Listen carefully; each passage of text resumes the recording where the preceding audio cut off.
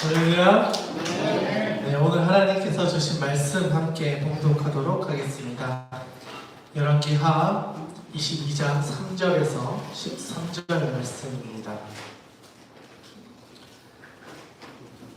22장 3절에서 13절 말씀 저와 여러분이 한 절씩 교독하고 마지막 절은 함께 봉독하도록 하겠습니다. 제가 먼저 읽겠습니다.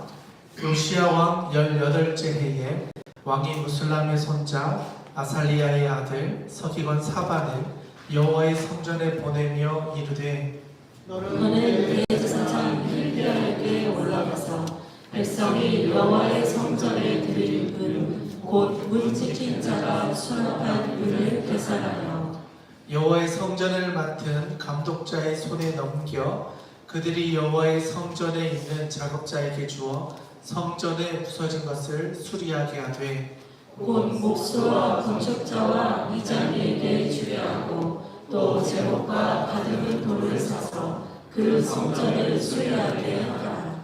그러나 그들의 손에 맡긴 은은 회개하지 말지니 이는 그들이 진실하게 행함이니라. 대제사장 hilki야가 서기관 사반에게 이르되 내가 여호와의 성전에서 율법책을 발견하였노라 하고 hilki야가 그 책을 사반에게 주니 사반이 읽으니라.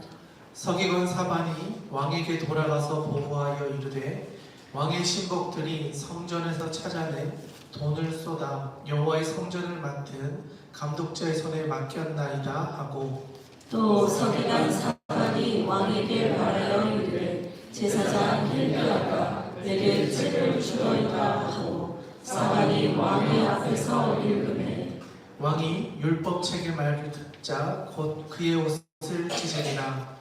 왕이 제사장 hilki야와 사반의 아들 아히감과 미가야의 아들 악볼과 서기관 사반과 왕의 시종 박사에게 명령하여 이르되 함께 읽겠습니다. 너희는 가서 나와 백성과 온 유다를 위하여 이 발견한 책의 말씀에 대하여 여호와께 물으라.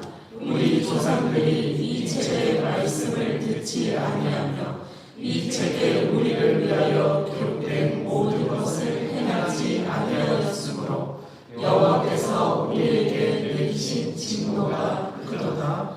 아멘. 할렐루야. 우리 옆에 있는 분들과 한번 인사하겠습니다. 오늘도 잘 오셨습니다.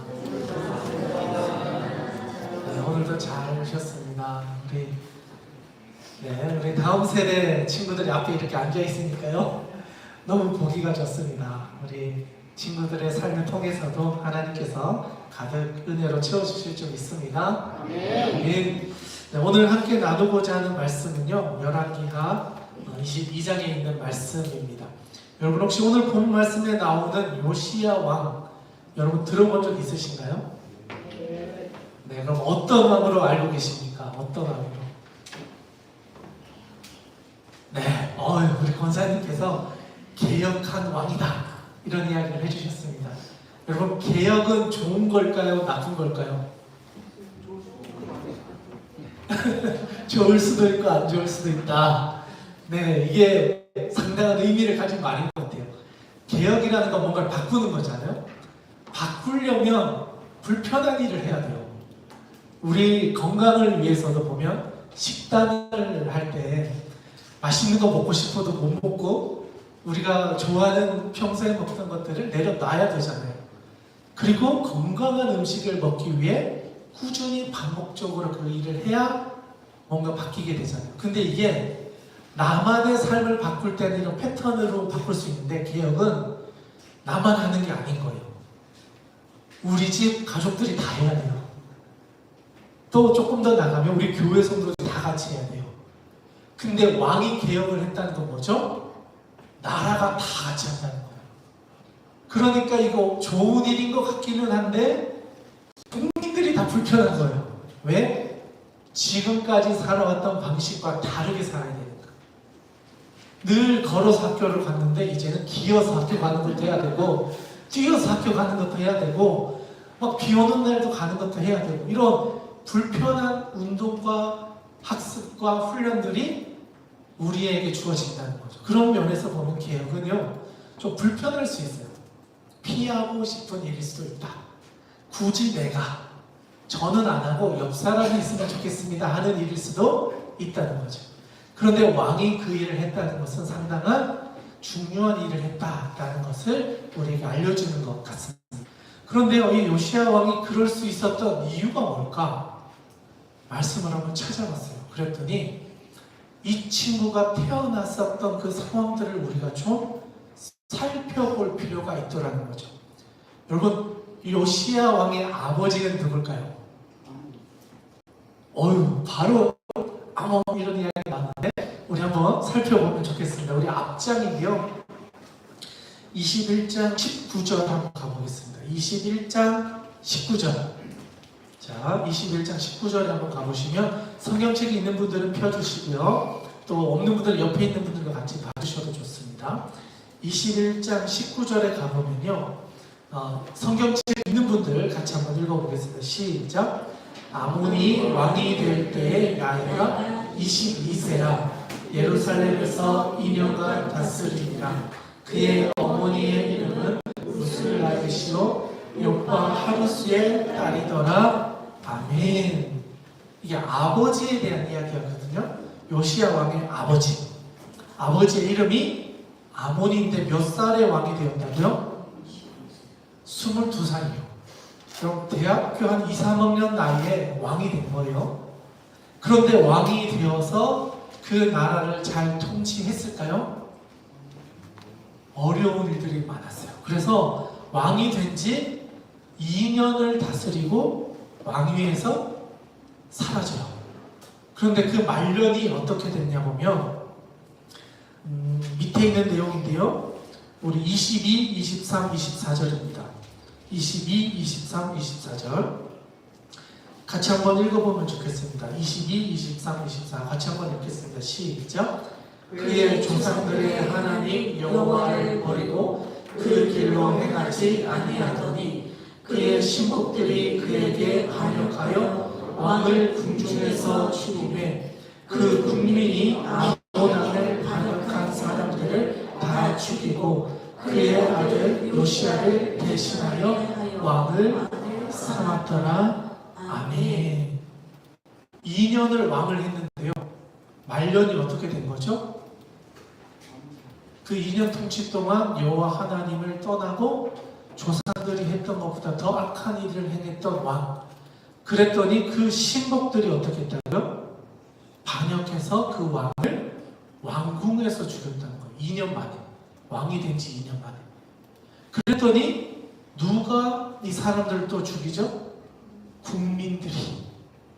측근들이 왕을 죽였어요. 그래서 왕위를 엎으려고 했더니 국민들이 나서서 그 반역한 무리를 또 처단을 해서 다음 왕을 세우는데 아몬의 아들이었던 요시야를 왕으로 세운다는 거예요. 그러니까 이 2년 사이에 어떤 일이 있는 거예요? 아버지가 죽고 갑자기 왕이 된 거예요. 그런데 그때 나이가 몇 살이냐? 22장 1절이거든요. 한번 볼까요? 몇 살에 왕이 되었는가? 1절 같이 한번 읽어보겠습니다. 시작. 요시야가 왕위에 오를 때 나이가 8세라 예루살렘에서 31년간 다스리니라. 그의 어머니의 이름은 여디다요 보스가 아다야의 딸이더라. 아멘. 갑자기 왕이 된 데 몇 살이요? 네, 8살에 왕이 됐어요. 초등학교 1학년이 왕이 된 거예요. 네. 은경이가 8살인가요? 내년에 8살이요? 그래? 은경이 나이가 내년에 왕이 되는 거예요. 여러분 상상해보세요. 은경아 할 수 있을까? 대한민국을 맡겼다. 잘 할 수 있을까? 어때? 모르겠어요. 솔직한 대답이에요. 8살이 왕이 됐는데 이 나라를 운영해 간다는 거, 이거 사실은 불가능한 일이었을 거라는 거죠. 그런데 왕이 됐는데 안전한 상황에서 왕이 된 것도 아니고 아버지가 그렇게 비참하게 죽은 걸 보고 왕이 된 거잖아요. 그러니까 사실은요, 왕이겠지만 허수아비 같은 왕이었다는 거예요. 그러니까 있으나 마나한 왕인데 어쨌든 왕이니까 그 왕의 자리를 지켜가게 된다는 거죠. 그런데 여러분, 여기서 중요한 역할을 했던 사람이 있어요. 누구일까요? 어머니였어요. 지금 제가 아몬도 읽었고 요시야도 읽었잖아요. 그런데 그 사람에 대한 이야기를 하면서 뒤에 나오는 표현이 뭐냐면 그의 어머니는 누구였더라. 그의 어머니는 누구였더라. 이게 동일하게 나오거든요. 아몬에 대해서 한번 볼까요? 우리가 읽어봤던 21장에 보니까 19절에 보면 2년간 다스리리라 하고 그의 어머니의 이름은 무슬레메시오 욥바 하루스의 딸이더라, 이렇게 되어 있거든요. 제가 궁금해서 이 사람은 도대체 누군가? 아몬의 어머니잖아요. 도대체 누구신가 이렇게 찾아봤더니요, 남방 계통의 아라비아 여인이었대요. 그러니까 쉽게 말하면 이방 여인이 그의 어머니가 되어서 그를 키워왔던 거예요. 그러니까 그 사람의 신앙 안에는요, 아라비아와 관련된 이방신을 섬기는 마음과 그런 신앙의 전통 아래서 이 사람이 자라왔던 거예요. 그러니까 여호와 하나님의 신앙이 그렇게 중요하지 않았기 때문에 그 다음 절 20절 이렇게 표현이 되는 거예요. 20절에 보니까 아몬이 그의 아버지 므낫세의 행한 같이 여호와 보시기에 악을 행했다. 그러니까 하나님의 말씀과 전통이 아니라 어머니로부터 배워왔던 것들을 진행하다 보니까 상대적으로 이 하나님의 나라를 이방 땅과 비슷한 나라로 만들어가게 되었다는 거예요. 그 결과 그의 신복들이 배신을 해서 그 왕을 처단하게 되고 국민들이 일어나서 그걸 또 반대로 또 돌려서 그의 아들 왕으로 삼았다. 그래서 그 아들 8살인데 그 아이를 왕으로 세웠다. 그런데 그 왕이 어머니가 있더라. 1절에 보니까 22장 1절에 보니까 그 어머니의 이름은 여디다라고 되어 있거든요. 여러분, 여디다 들어본 적 있으세요? 여디다?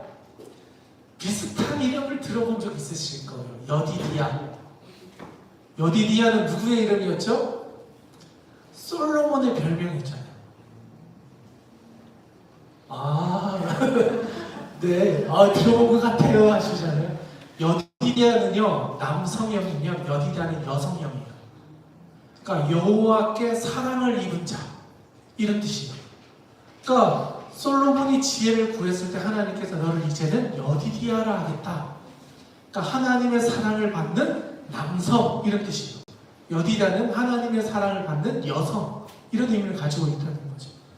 그래서 보니까요, 뒤에 보니까 보스가 아다야의 딸이다 라고 했는데, 이 가문과 이 지역의 내용들을 조사했던 많은 학자들이 이 지역과 이 내용들을 보니까 이게 제사장 가문의 후손이었다. 그러니까 이 어머니는요, 여디다라는 이름을 가지고 있었는데 말씀의 토대 위에 세워졌던 가정 안에서 자랐던 어머니가 그 아이를 8살 동안 키웠고 이제는 왕위의 자리에 앉게 되었다라는 거예요. 근데 여러분, 이게 왜 중요하냐면 앞으로 일어날 일들의 시작점이 바로 어머니로부터 받았던 신앙 교육과 그를 통해서 경험했던 하나님에 대한 경험이 그를 종교 개혁을 하게 되는 것으로 진행되는 시작점이 됐다는 거예요. 바라기는 오늘 이 자리에 있는 여러분들의 그 삶의 자리가 여러분으로 인하여서 하나님의 역사가 이어질 수 있는, 여러분의 신앙이 나의 신앙이 우리 자녀에게도 이어지고 우리 후손에게도 이어져서 하나님의 말씀을 지켜갈 수 있는 그런 믿음의 가문이 될 수 있는 은혜가 있기를 주님의 이름으로 축원합니다. 아멘. 그 어머니의 신앙 교육과 그 역사적인 상황들을 지켜보면서 이 아이가 하나님에 대한 통찰들이 생기기 시작해요.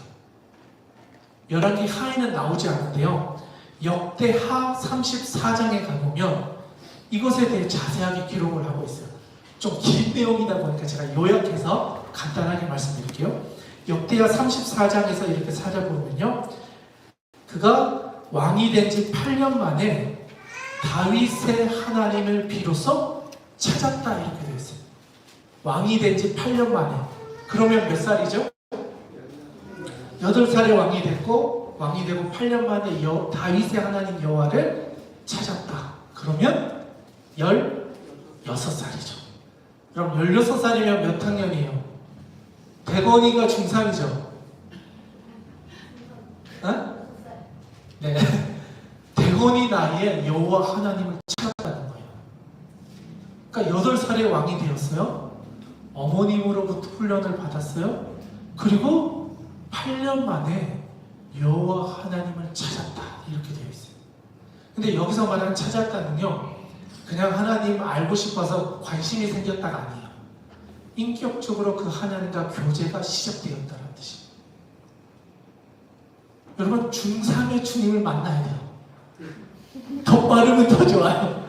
근데 하나님이 주시는 때가 분명히 있어요. 빨리 만날수록 좋아요. 그런데 어쨌든 중3이 요시야가 하나님을 만났었던 때가 중3의 나이였다. 그리고요, 왕이 된 지 8년 만에 하나님을 만나고 왕이 된 지 12년, 20살이 되었을 때 어떤 일을 하느냐? 예루살렘에 있는 우상을 제거해요. 예루살렘을 정결하게 하는 일에 그의 힘을 다한다는 거예요. 20살이면 대학교 이제 딱 들어갔나요? 고3 대학교 요 나이잖아요. 그때 예루살렘에 있는 우상을 다 제거해요. 20살이에요. 그리고 오늘 본문이 이어지는 거예요. 오늘은 왕이 된 지 몇 년이 되었다 그러죠? 왕이 된 지 3절에 보면 23장 3절에 보니까 요시야가 왕이 된 지 18째 왕이 되고 18년이 되었어요. 그럼 몇 살이죠? 26살이요. 우리 청년들 26살 누군가요? 네, 우리 네, 26살의 나이에 종교 개혁을 했단 말이에요. 네, 어떻게 할 수 있겠습니까? 불편하다. 내 삶을 바꿔야 돼요. 지금까지 살아왔던 걸 다 바꿔야 돼요. 나만 바꾸는 것도 힘든데 나라를 바꾸는 거예요. 문화를 바꾸는 거예요.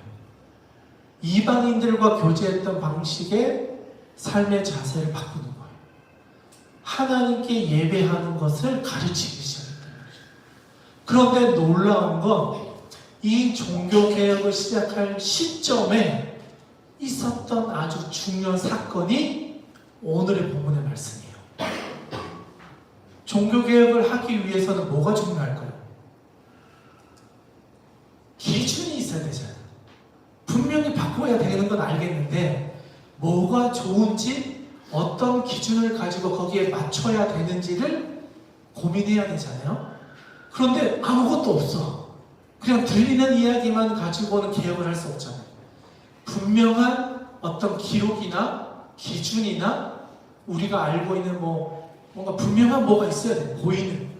이걸 따라가십시오라고 제시할 수 있는 뭐가 있어야 된다는 거죠. 그때 발견된 게 뭐냐? 여호와의 율법책이 발견됐다는 거예요. 어디서? 성전 구석에서. 여러분, 이게 무슨 말이에요?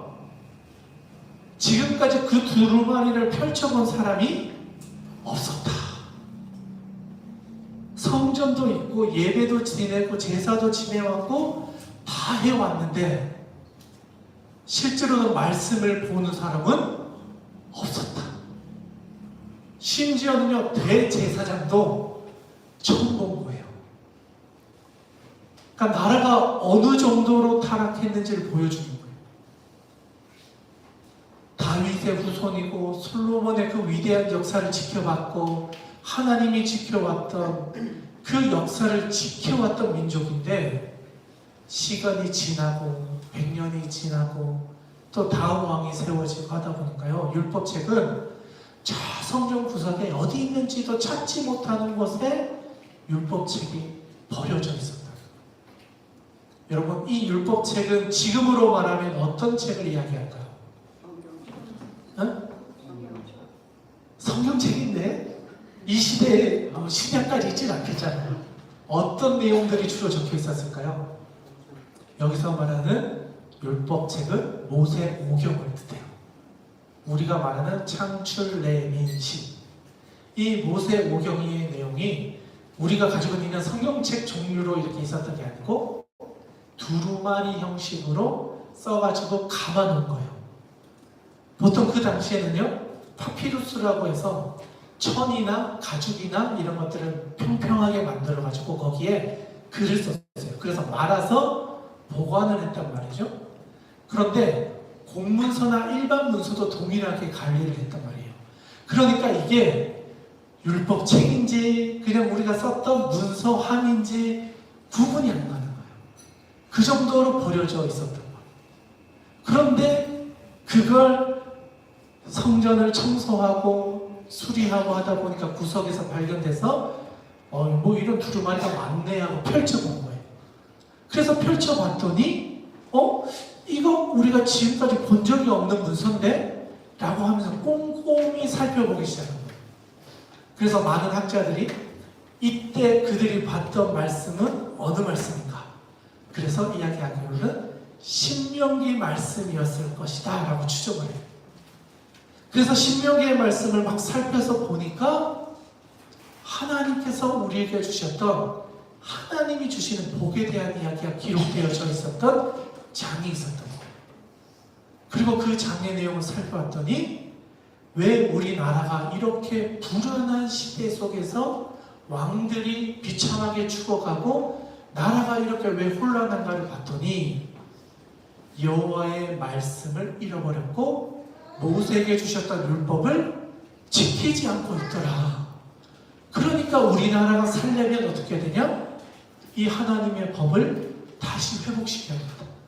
다시 이 말씀을 지키는 하나님의 백성으로 돌아가야 된다는 것을 더 확신하게 합니다. 그래서 그 말씀을 낭독시키는 거예요. 우리가 그동안 구전으로만 들어왔던 하나님의 말씀을 이제는 책으로 직접 읽어보자. 그래서 모든 백성들이 다 듣게 만들어요. 그리고 그 선포된 말씀대로 살기로 작정해요. 그게 오늘의 본문의 말씀이에요. 우리 같이 한번 읽어보면 좋겠는데요. 구체적으로 22장 3절부터 7절 한번 읽어보겠습니다. 22장 3절부터 7절까지 우리 같이 한번 읽어보겠습니다. 시작.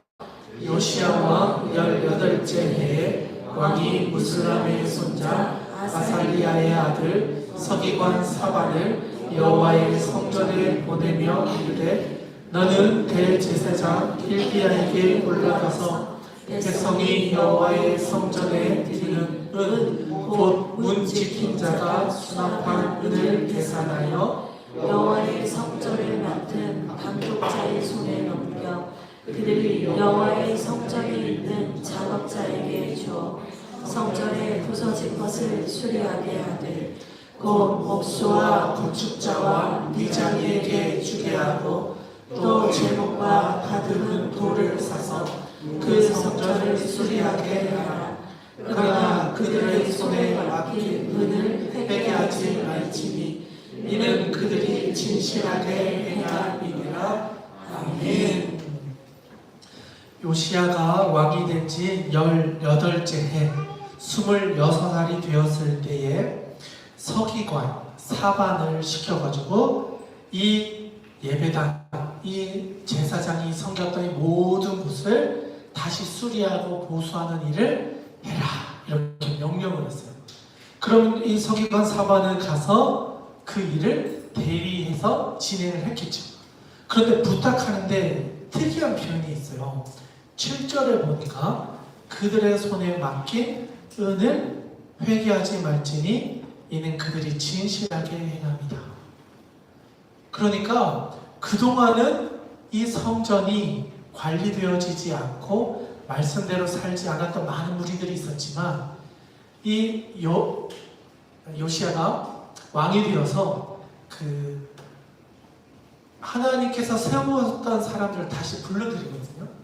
그러니까 하나님의 일을 감당할 수 있는 레위인들을 다시 세워서 이것을 수리할 수 있는 사람들을 모은단 말이죠. 그래서 세워진 이 사람들은요, 분명한 사명과 소명을 가진 사람들입니다. 수많은 무리를 통해서 이것을 수리한 게 아니고 비전과 이것의 꿈을 가진 사람들, 진짜 이것에 헌신된 사람들 중심으로 이것을 진행해 가게 되었고, 그들에게 맡긴 거는요, 다시 확인하지 않아도 되었다. 그만큼 진심으로 이 성전을 수리하고자 하는 사람들을 세워서 진행했다라는 것을 말해줍니다. 그래서 서기관 사반이 가서 진행을 했습니다. 그래서 이 8절에 보니까 이렇게 얘기합니다. 대제사장 hil기야가 서기관 사반에게 이르되 내가 여호와의 성전에서 율법책을 발견하였노라 하고 hil기야가 그 책을 사반에게 주니 사반이 읽으니라. 여러분, 아까 전에 모세 오경 두루마리를 발견했고 신명기 말씀 읽었다 그랬잖아요. 그런데 이 말씀이 어떤 말씀이었냐? 학자들이 이야기하기로는 신명기 28장이었다라고 이야기해요. 여러분, 신명기 28장에 어떤 내용이 있는지 아십니까? 네, 요거는 우리 한번 찾아보면 좋겠습니다. 신명기 28장 말씀입니다. 신명기 28장 1에서 6절까지만 같이 한번 읽어보면 좋을 것 같은데요. 구약 304년 정도에 있는 것 같아요. 구약 304년 정도. 신명기 28장 1에서 6절입니다. 같이 한번 읽어보겠습니다. 시작. 내가 내 하나님 여호와의 말씀을 삼가 듣고 내가 오늘 내게 명령하는 그의 모든 명령을 지켜 행하면 내 하나님 여호와께서 너를 세계 모든 민족 위에 뛰어나게 하실 것이라. 내가 내 하나님 여호와의 말씀을 청종하면 이 모든 복이 내게 임하며 내게 이르리니 성읍에서도 복을 받고 들에서도 복을 받을 것이며 내 몸의 자녀와 내 토지의 소산과 내 짐승의 새끼와 소와 양의 새끼가 복을 받을 것이며 내 광주리와 떡반죽 그릇이 복을 받을 것이며 내가 들어와도 복을 받고 나가도 복을 받을 것이니라. 아멘. 여러분, 이 말씀 들어본 적 있으신가요? 뭐 식당 같은 데 가보면 왜 들어가도 복을 받고 나가도 복, 이런 말씀이죠. 그게 여기 있는 말씀이에요. 그런데요, 여기에 복에 대한 이야기만 있는 게 아니라 뒤에 가보시면 저주에 대한 이야기도 나와요. 우리가 이 말씀을 너무 좋아하지만 사실은 이 말씀은요, 양면성이 있는 말씀이었어요. 하나님의 말씀을 따라 살아가는 사람들에게는 하나님이 그들을 지켜주시는 복이 있을 텐데, 하나님의 말씀을 잃어버린 가정 또는 민족, 자손, 그들의 인생 가운데는요, 하나님의 복이 임하지 않게 돼서 이 땅 가운데서 경험하게 되는 어려움들을 다 당하게 될 것이다. 이게 아주 구체적으로 적혀져 있어요. 읽어보면 야, 이 저주 내용 너무 많은 거 아니야? 이럴 정도의 내용이 들어가 있다는 거죠. 그러니까 구약의 말씀을, 율법책을 발견해서 읽었는데 말씀을 따라 살아가는 사람들에게는 이런 복이 있는데 말씀을 잃어버린 민족에게는 이런 결과가 없다. 그런데 보니까 지금 현실이 우리가 그런 거예요. 아버지의 죽음과 눈앞에 펼쳐져 있었던 우리 민족의 현실과 주변의 강대국 때문에 늘 불안하게 살아갈 수밖에 없는 우리 민족의 현실이, 말씀을 잃어버린 민족에게는 소망이 없구나. 우리가 말씀으로 돌아가서 다시 한번 우리의 인생을 세우지 않으면 하나님이 주신 이 복을 받아 누릴 수가 없구나. 이걸 알게 된 거예요. 그러니까 성전을 수리하다가 이 말씀을 보고 이들의 인생 가운데 너무나 놀라운 말씀이었던 거예요. 그러니까 가만히 있을 수가 없는 거예요. 수리하다 말고 이 책을 두고 누구 찾아가요? 왕을 찾아가요. 왕이 이 일에 진심이라는 걸 아니까요. 왕에게 찾아가는 거예요. 이거 우리만 보고 끝낼 일이 아닌 것 같다. 그냥 대제사장과 서기관 사반이 읽고 그냥 우리가 성전에서만 말씀을 전합시다. 이 정도로 끝낼 일이 아니다. 이건 우리나라의 운명을 바꿀 수 있는 하나님의 말씀이다. 그래서 이걸 들고 왕에게 찾아가는 거예요. 그리고 왕에게도 똑같은 말씀을 읽어줘요. 그리고 그 말씀을 들어요. 그게 다음 구절에 나옵니다. 우리 같이 한번 읽어보면 좋겠는데요. 9절부터 11절입니다. 같이 한번 읽겠습니다. 시작.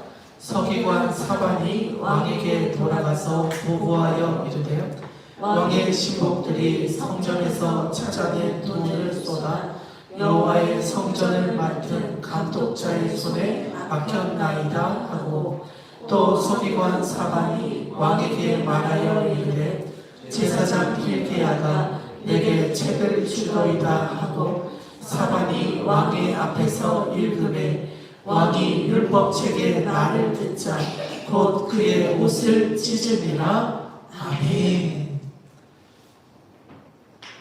왕이요 선포되는 말씀을 듣고 옷을 찢었다고 이야기해요. 그 당시에 옷을 찢었다는 건요, 정말 국가적인 비상사태, 정말 자기의 생명이 오고 갈 때, 정말 처참한 어떤 상황을 맞이했을 때 옷을 찢거든요. 말씀을 듣고 이렇게 반응했다는 거예요. 여러분, 선포되는 말씀을 들었을 때 여러분 정말 이렇게 울며 내 옷을 찢을 만큼 여러분의 마음에 콱 와서 박혔던 말씀이 있으신가요? 요시야는 오늘 그런 말씀을 들은 거예요. 왕이 되어서 18년을 다스렸고 이제 뭔가 수리해 가려고 하는 이 상황에서 하나님의 말씀이 선포되어지자 그 말씀이요 자신의 마음에 박혔다. 박혀서 옷을 찢으며 하나님께서 주신 이 말씀에 응답하기로 결정하는 거예요. 바라기는 오늘 이 자리에 있는 여러분들의 마음 가운데도요 이런 하나님의 말씀이 새겨지는 역사가 있기를 주님의 이름으로 축원합니다.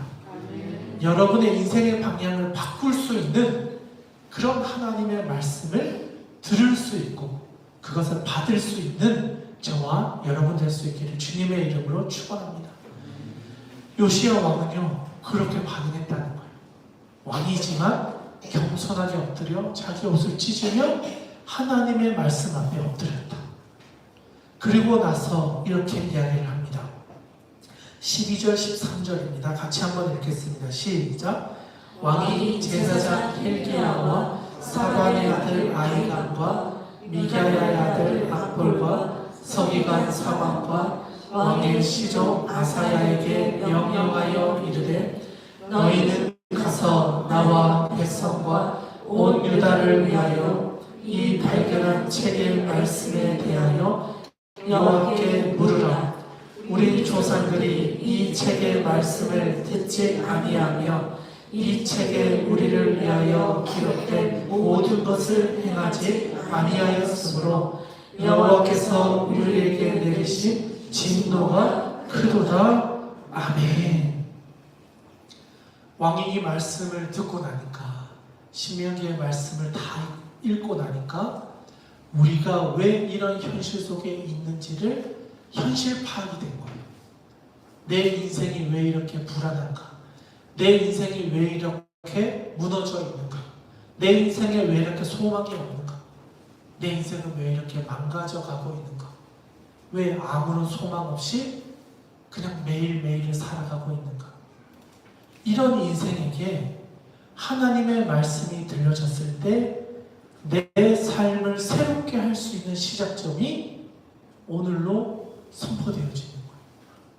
나에게만 들려질 것이 아니라 온 유다에 살아가는 사람들이 들을 수 있도록 이 말씀을 제대로 연구해서 선포해라. 그걸 명령하는 거예요. 그리고 이 명령을 들었던 이 사람들이 이 말씀에 능통한 사람을 찾아가요. 얼마나 말씀을 연구했던 사람이 없는데 예루살렘 변방에 살아가고 있었던 여선지 훌다라고 하는 선지자를 찾아가서 이 말씀을 좀 가르쳐 달라고 찾아가요. 그래서 그 선지자를 통해서 선포된 말씀을 다시 한번 배우고 하나님께서 주신 예언과 우리나라가 살아가려면 어떻게 해야 되는지를 구체적으로 답을 얻어와요. 그리고 나서 왕과 함께 시행되는 게 있는데 바로 종교개혁이 시작돼요. 그래서 종교개혁은 늘 시작될 때 뭐와 함께 가냐면 말씀과 함께 가요. 말씀이 들려지고 말씀의 해석을 일어나고 그 말씀을 들려질 때 삶의 변화가 시작된다는 거예요. 유다가 변화되기 시작하는 거예요. 망해도 누구도 뭘 할 수 없는 그 나라가요, 다시 하나님 앞에 세워지면서 이 나라가 조금씩 회복되어져 갔다. 그래서 요시야가 왕을 그 나라를 몇 년간 통치하는지 아십니까? 한번 볼까요? 1절에 어떻게 되어 있죠? 요시야가 왕위에 오를 때 나이가 8세였고 예루살렘에서 31년간 이 나라를 통치했다. 나라의 후반기로 가면요, 몇 년 못 섬기거든요. 2년, 심지어는 10년치 섬기고 막 왕에서 쫓겨나고 배신당하고 막 이러거든요. 30년 넘었다는 건요, 이 사람이 살아가는 생전에 하나님이 지켜주셨다는 것을 보여주는 거예요. 그렇게 불안한 사람들의 삶이었지만 하나님의 말씀으로 나라를 바꾸기 시작하고 다시 한번 예배가 회복되어지고 모든 사람들이 하나님의 말씀에 자기의 삶을 맞추는 훈련을 해가니까 하나님의 은혜가 그 땅 가운데 임하고 그 나라에 평화가 임해서 30년이 넘는 시절을 왕으로서 그 재임 기간을 보내게 됐다는 거예요. 그 비결이 결국 하나님의 말씀으로 인해서 새로운 시작을 하면서 이루어졌다. 그러면서 그가 했던 아주 중요한 일이 있는데 뭐냐? 신앙의 절기를 회복하는 운동이었어요. 여러분, 이게 왜 중요하냐면 그동안은요, 신앙의 절기를 다 잊어버렸다는 거. 얼마나 많이 잊어버렸냐면 출애굽을 하면서 하나님께서 주셨던 6월절 절기, 수많은 절기들이 있었잖아요. 그 모든 것들을 진행하지 않고 있었던 이 민족이 다윗 이래, 솔로몬 이래로 이렇게 크게 이 절기를 지켰던 적이 없었다라고 기록해요. 우리 같이 한번 읽어보면 좋겠는데요. 21절입니다. 21절. 네, 23장 21절, 22절, 네, 23절. 세 절이고요. 23장 21, 22, 23.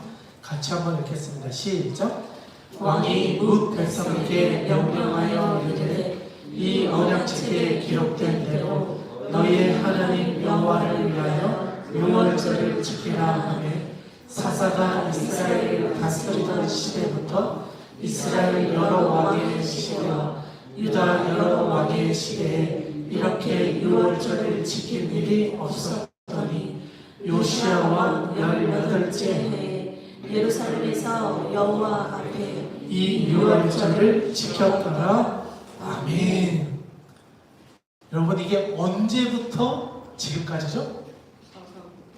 사사시대 때부터 지금까지 이렇게 신앙의 절기를 지켰던 적이 없었다는 거예요. 쉽게 말하면요, 나라 전체가 유월절 절기를 지키며 하나님께로 돌아가기에 힘썼다는 거예요. 유월절 절기는 출애굽이랑 연결되잖아요. 출애굽의 시작이 유월절이었잖아요. 장자의 죽음을 넘어가면서 양의 피를 맞았던 이스라엘 백성들의 가정을 구원해 주셨던 하나님.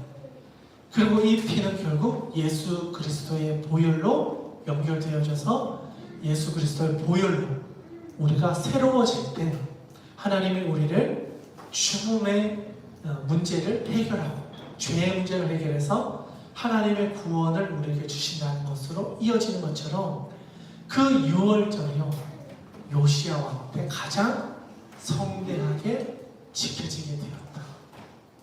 그래서 하나님께서 그를 통해서 31년이라는 시간 동안에 그 나라에 평안할 수 있도록 하나님께서 그들에게 역사해 주셨다.